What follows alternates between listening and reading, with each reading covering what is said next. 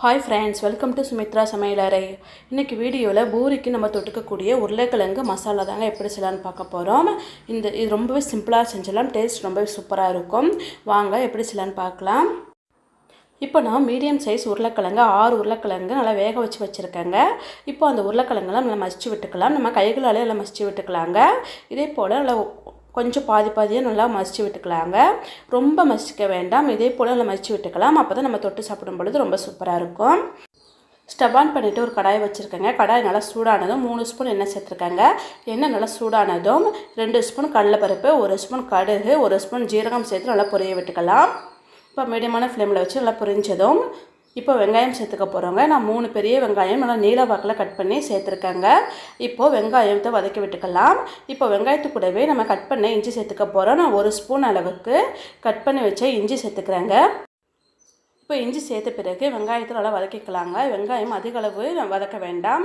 வெங்காயம் கலர் மாதிரி வர வரைக்கும் வதக்கிட்டாலே போதுங்க.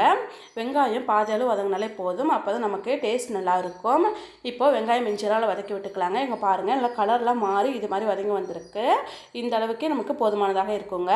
இப்போ நம்ம பச்சை மிளகாய் சேர்த்துக்கலாம். நம்ம காரத்துக்கு நம்ம வேறு எதுவுமே சேர்க்கலை, பச்சை மிளகாய் மாதிரி தான் சேர்த்துக்கிறோம். ஆனால் 4 பச்சை மிளகாய் நல்லா இதே போல் கட் பண்ணி சேர்த்துருக்காங்க. கொஞ்சம் கருவேப்பிலை சேர்த்துட்டு அதையும் நல்லா மிக்ஸ் பண்ணி நல்லா வதக்கி விட்டுக்கலாங்க.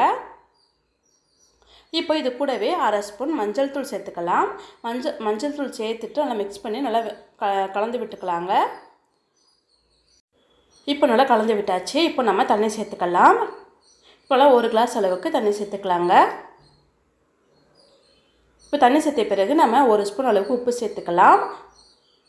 நல்லா கொதிக்கட்டுங்க. இப்போ நல்லா கொதித்து வந்துருச்சு பாருங்கள். இதெல்லாம் ஒரு டைம் நல்லா கலந்து விட்ட பிறகு நம்ம ஏற்கனவே வேக வச்சு மசிச்சு வச்சுருக்கோம்ல உருளைக்கிழங்கு நம்ம சேர்த்துக்கலாம்.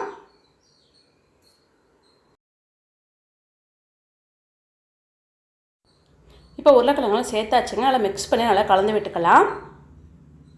இப்போது ஒரே ஒரு தக்காளியில் பாதி தக்காளி மட்டும் கட் பண்ணி சேர்த்துக்கலாங்க. இது கூடவே உப்பு நான் 1 ஸ்பூன் அளவுக்கு சேர்த்துக்கிறேங்க. ஃபஸ்ட்டு நம்ம வெங்காயத்துக்கு தான் நம்ம சேர்த்துருந்தோம். இப்போ உருளைக்கிழங்கு சேர்த்து நல்லா மிக்ஸ் பண்ணி நல்லா கலந்து விட்ட பிறகு நல்லா கொதிக்கட்டுங்க.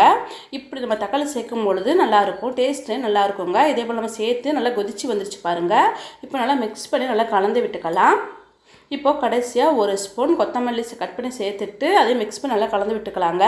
இப்போ ஒரு நிமிஷம் அளவுக்கு நம்ம ஸ்டவ்வில் வச்சுட்டு நம்ம ஸ்டவ் ஆஃப் பண்ணிடலாம். பாருங்கள், இந்த ஸ்டேஜில் நம்ம ஸ்டவ்வை ஆஃப் பண்ணிடலாம். நல்லா நமக்கு தனியாக கொதிச்சு உருளைக்கிழங்குலாம் நல்லா குழஞ்சி வந்திருக்கு பாருங்கள்.